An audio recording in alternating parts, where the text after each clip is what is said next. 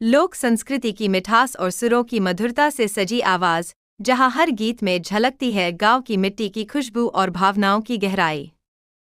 पेश है आप सबके दिलों की धड़कन, अवधी संगीत की सच्ची पहचान, आप सभी की प्यारी अवधी गीत बहन।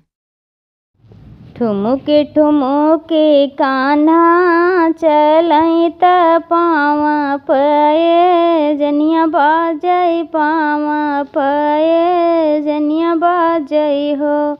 बहिनी देखे देखे यशोदा मुस्काइया गनवा बड़ा सोहैया गनवा बड़ा सोहई हो। ठुमक ठुमके कान्हा चलाई पाँव पये जनिया बाजे पाँव पये जनिया बाजे हो। बहिनी देखे देखे यशोदा मुस्काइया गनवा बड़ा सोहैया गनवा बड़ा सोहई हो। मैया मैया कही के बोलावैया सौदा केरी झावैया सौदा केरी झावाई हो। बहिनी दोनों हाथे खाई जब मखनवाया गनवा बड़ा सोहैया गनवा बड़ा सोहई हो।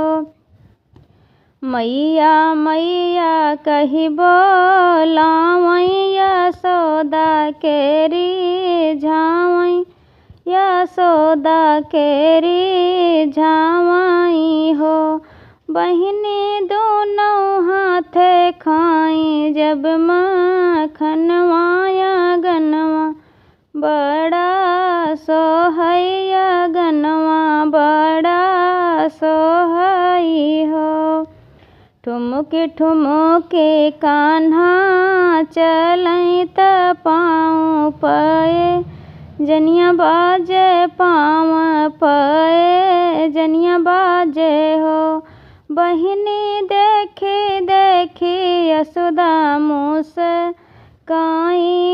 गनवा बड़ा सोहैया गनवा बड़ा सोहई हो।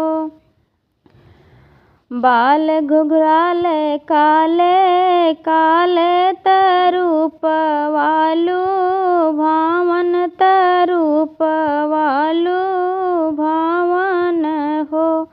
बहिनी छोट छोट कान्हा के चरनिया आंगनवा बड़ा सोहैया गनवा बड़ा सोहई हो।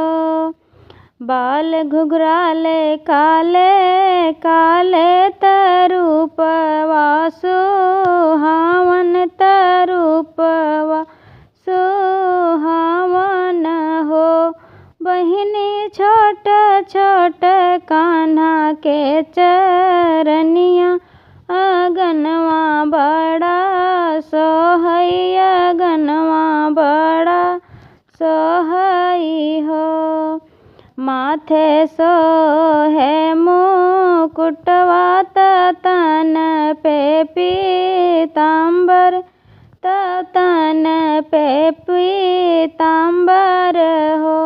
बहिनी मधुर बजावई मुरलिया गनवा बड़ा सोहैया गनवा बड़ा सोहई हो। माथे सोहे मोर मुकुटवा तन पे पीतांबर तन पे पीतांबर हो। बहिनी मधुर बजावई मुरलिया गनवा बड़ा सोहैया गनवा बड़ा सोहई हो। ठुमुके ठुमुके कान्हा चलई पाँव पये जनिया बाजे पाँव पये